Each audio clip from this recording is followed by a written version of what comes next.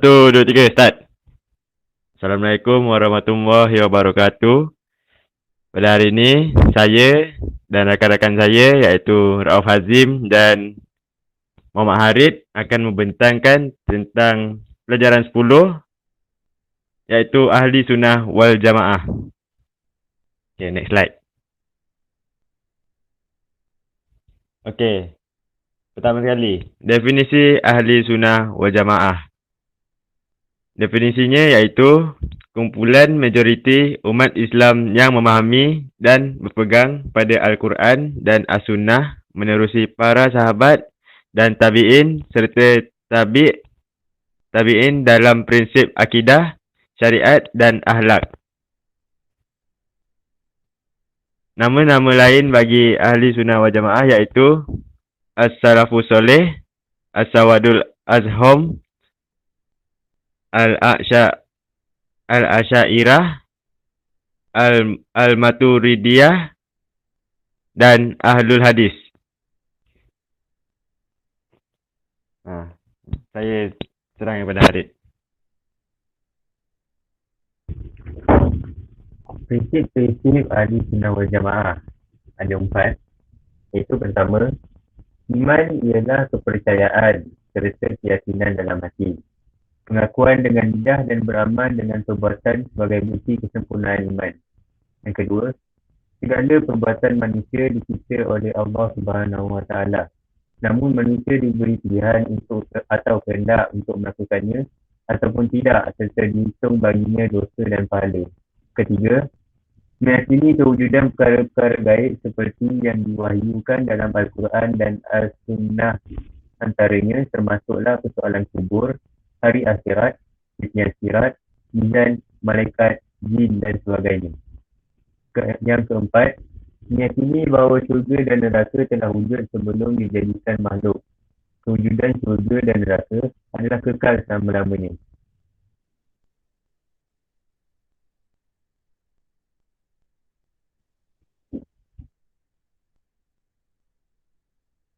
Aliran yang bertentangan dengan Ahli Sunnah wal Jamaah. Syiah. Syiah ialah kumpulan yang menuntut supaya Sayyidina Ali bin Abu Talib radhiyallahu anhu dilantik sebagai khalifah selepas Rasulullah SAW dan berkeyakinan bahawa hanya Ahlul Bait yang lebih baik memegang jawatan khalifah. Antara prinsipnya iaitu meyakini bahawa Al-Imamah merupakan rukun agama yang telah ditentukan. Kedua, meyakini bahawa imam-imam adalah maksum, terpelihara daripada dosa kecil dan dosa besar. Ketiga, menyanjung Sayyidina Ali radhiyallahu anhu secara keterlaluan sehingga disamakan dengan Rasulullah SAW.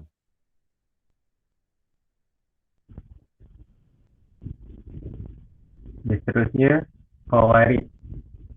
Khawarij ialah kumpulan pengikut Sayyidina Ali bin Abi Talib radhiyallahu anhu yang berpaling tanah kerana tidak berpuas hati dengan keputusan Majlis Tahkim. Prinsip Khawarij adalah jawatan khalifah atau imam hendaklah diserahkan pemilihan kepada rakyat untuk memilih siapa sahaja daripada kaum muslimin yang layak. Seterusnya, mereka menyatakan bahawa Sayyidina Ali radhiyallahu anhu melakukan dosa besar serta kufur kerana bersetuju mengadakan majlis tahkim. Selain itu, beriktikad bahawa orang yang melakukan maksiat berdosa besar dan kafir. Yang sekali, wajib keluar menentang pemimpin atau khalifah yang tidak adil.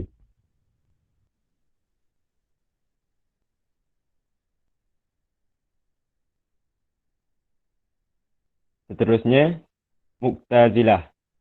Mu'tazilah iaitu kumpulan yang diasaskan oleh Wasil bin Atta' setelah berlaku perbezaan pendapat antara beliau dengan guru beliau iaitu Hasan Al-Basri tentang kedudukan pelaku dosa besar. Antara prinsip Mu'tazilah iaitu Al-Tauhid, menafikan sifat makni pada zat Allah Subhanahu wa ta'ala.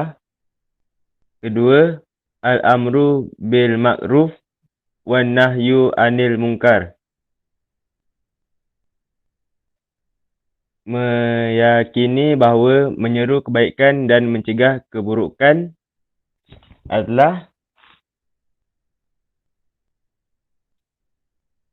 wajib ditegakkan dalam apa keadaan sekalipun.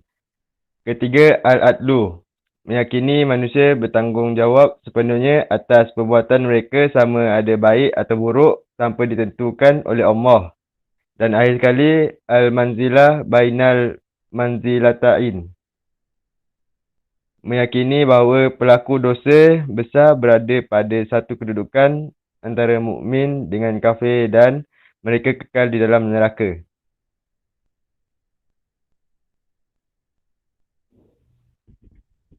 Antara isu yang bertentangan pandangan, adakah Al-Quran makhluk? Ahli-Sunnah wal Jamaah meyakini bahawa Al-Quran merupakan kalam Allah Subhanahu wa ta'ala yang bersifat qadim, iaitu sedia ada.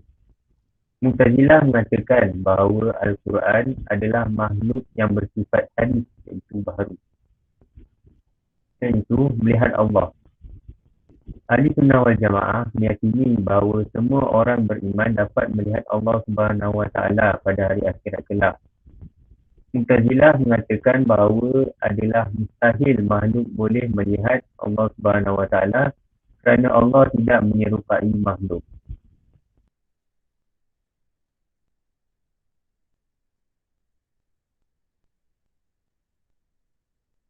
Akhir sekali, kepentingan ahli sunnah wal jamaah.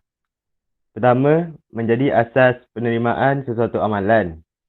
Kedua, mendapat keredaan Allah Subhanahu wa ta'ala. Ketiga, menjamin keamanan negara. Dan akhir sekali, memelihara kesucian agama Islam.